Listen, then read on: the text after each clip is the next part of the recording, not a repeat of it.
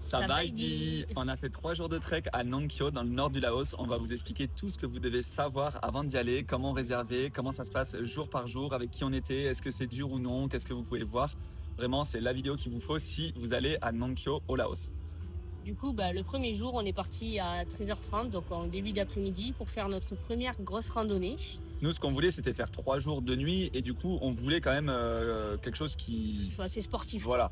Donc de 13h30 jusqu'à, je sais pas, on a marché genre 2h30. Ouais. 2h30 pour monter, mais sans pause. Après, chacun va à son rythme. On était une quinzaine. On était une quinzaine, mais c'est vrai qu'au final, on a marché que tous les deux tout le temps. Ouais, parce que chacun allait à son rythme. Chacun va à son rythme et on s'est tous retrouvés en haut avec notre guide. Et pour le coup, quand on arrive en haut, on est vraiment content parce que ça fait vraiment que grimper. Venez quand même un peu équipé parce que c'est des chemins, il y a des échelles, il y a des grosses pierres. Enfin, genre, c'est sportif, on va pas vous mentir, voilà. C'est sportif.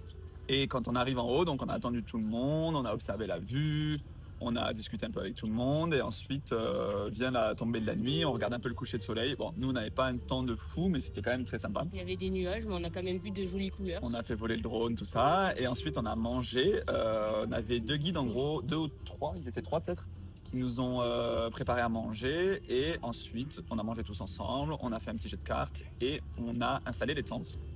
On dort à 2 par tente. Il y avait du coup une dizaine de tentes. Une dizaine, ouais, c'est ça. Et ensuite, vous passez la nuit. Alors, c'est pas hyper confort, c'est normal. Vous êtes à. C'est quelle altitude?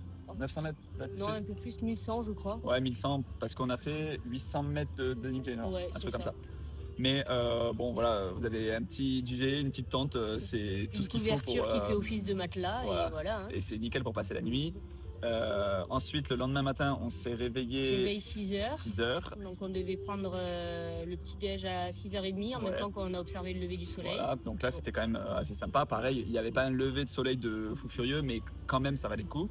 Et petit-déj, donc on a eu café ou thé, on a eu 2 brioches, on a eu des nouilles aussi pour ceux qui voulaient épicer. Dès 7h du matin, c'est sportif, mais en tout cas, ça fait plaisir. Et ensuite, direct, je sais pas, vers 7h30. Ouais, non, 7h, je crois qu'on est parti. Ouais. On descend et donc tout le monde plie les tentes, on refait nos sacs, on redescend. On est descendu assez vite, je pense qu'on a mis 1h30. Ouais. Et on arrive en bas. Il y a une voiture qui nous attend, enfin une voiture, un espèce de... Le grand tuk-tuk. Ouais, voilà.